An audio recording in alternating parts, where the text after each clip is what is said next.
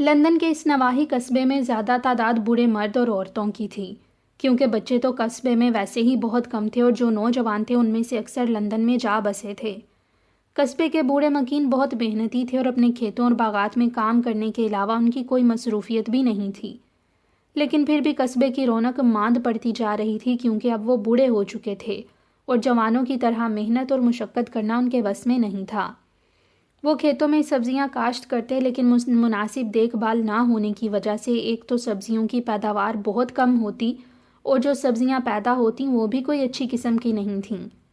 باغات بھی آہستہ آہستہ جنگل بنتے جا رہے تھے اور پھلوں پر کیڑے مکوڑوں کا حملہ بھی ہر موسم میں ہونے لگا تھا اور یوں پھلوں کی پیداوار بھی بہت کم ہو گئی تھی۔ مکانات کے آس پاس سڑکوں اور راہداریوں کے کنارے اور باغات میں خود رو پودوں کے جھنڈ نظر آنے لگے تھے۔ بوڑھا ہیری بھی اب روز لندن نہیں جاتا تھا کیونکہ اسے اپنی پرانی سائیکل چلانا بہت مشکل لگتا تھا اور یوں قصبے کے مکینوں کو باسی ڈبل روٹی کھانی پڑتی تھی اور دوسرے روزمرہ کی چیزیں بھی اکثر قصبے میں نہیں ملتی تھیں۔ بوڑھے ڈیوڈ کی گراج نما دکان بھی ویران سی ہو گئی تھی، گاڑیوں کی مرمت اور پنچر لگانے کا سامان بہت پرانا ہو چکا تھا۔ اگر کبھی کبھار کوئی گاڑی مرمت کے لیے آ جاتی تو ڈیوڈ کے لیے اس کی مرمت کرنے میں بڑی مشکل پیش آتی تھی۔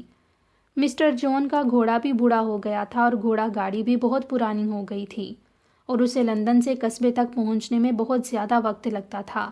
ویسے بھی سبزیوں اور پھلوں کی پیداوار کم ہو جانے کی وجہ سے اسے کبھی کبھار ہی بار برداری کا کام ملتا تھا۔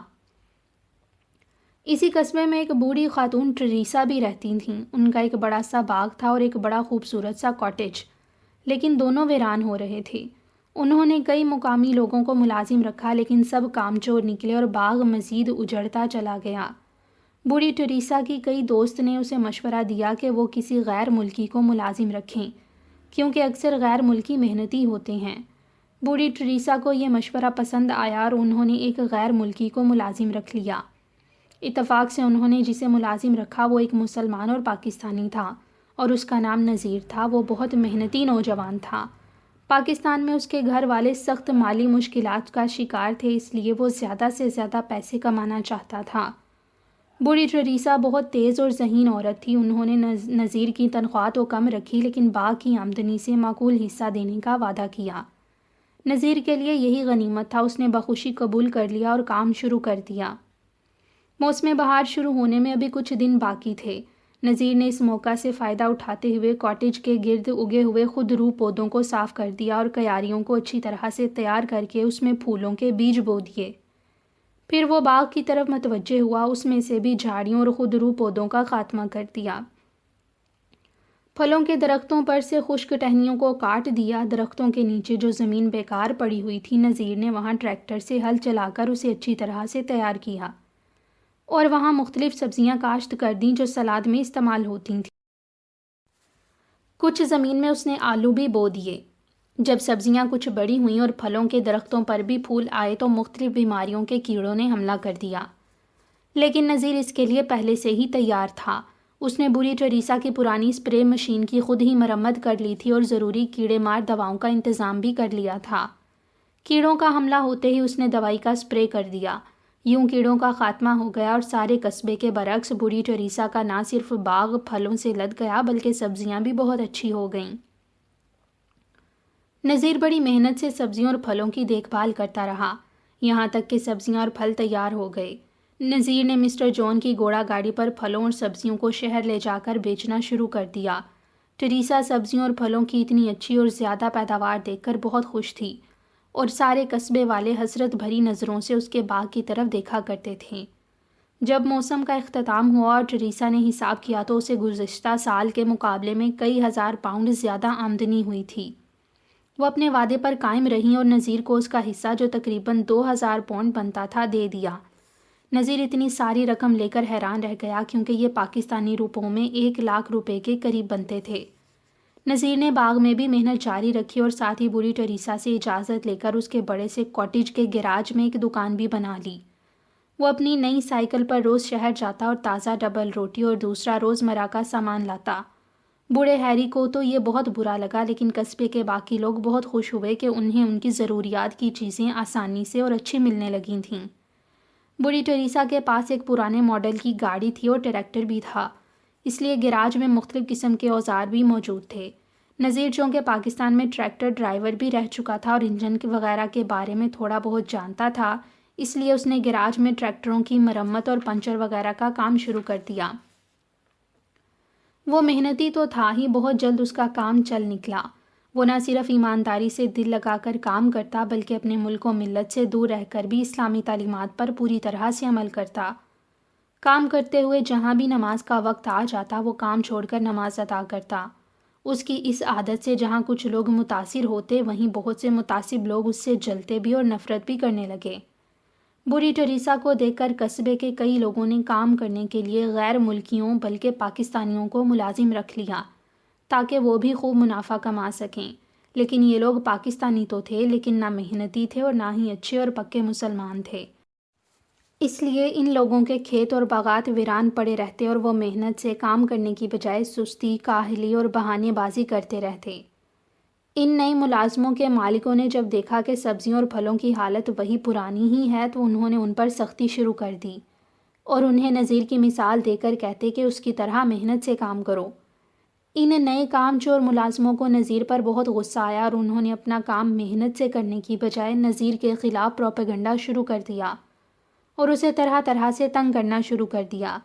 سب سے پہلے تو انہوں نے مشہور کر دیا کہ نذیر تمام انگریزوں سے شدید نفرت کرتا ہے اور انہیں اپنی زبان میں برا بھلا کہتا رہتا ہے۔ انہوں نے جب یہ پروپیگنڈا مسلسل جاری رکھا تو لوگ اس سے متاثر ہوئے بغیر نہ رہ سکے اور نتیجے کے طور پر نذیر کی دکان کی اشیاء کی فروخت میں نمایاں کمی ہو گئی۔ پھر ان لوگوں نے مشہور کر دیا نذیر کو چوری کی عادت ہے۔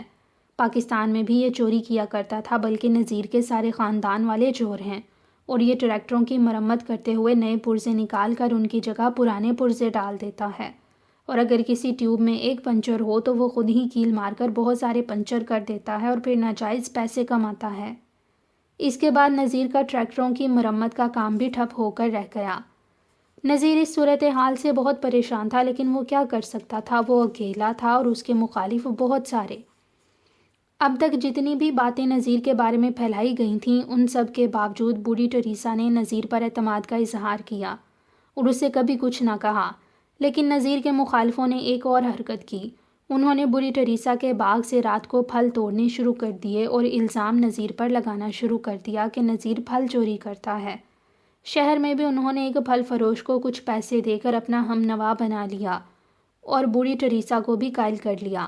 بوڑھی ٹریسا کو یہ دیکھ کر بہت دکھ ہوا لیکن انہوں نے نذیر کی سابقہ اچھی کارکردگی کی وجہ سے اسے معاف کر دیا۔ یوں نذیر کے مخالفوں کا سارا منصوبہ ناکام ہو گیا، لیکن پھر بدقسمتی سے انہی دنوں بوڑھی ٹریسا کے کاٹیج میں چوری ہو گئی اور چور بہت سی نقد رقم لے اڑے۔ نذیر کے مخالفوں نے اس موقع کو غنیمت جانا اور یہ بات عام کر دی کہ نذیر پاکستان بھاگنے کی تیاری کر رہا ہے اور یہ چوری بھی اسی نے ہی کی ہے۔ نذیر کو اب شدید خطرے کا احساس ہوا کیونکہ اگرچہ وہ بے گناہ تھا لیکن اگر وہ چوری کے الزام میں گرفتار ہو جاتا تو اس کی ساری محنت پر پانی پھر جاتا اور اس کے سارے منصوبے دھرے کے دھرے رہ جاتے۔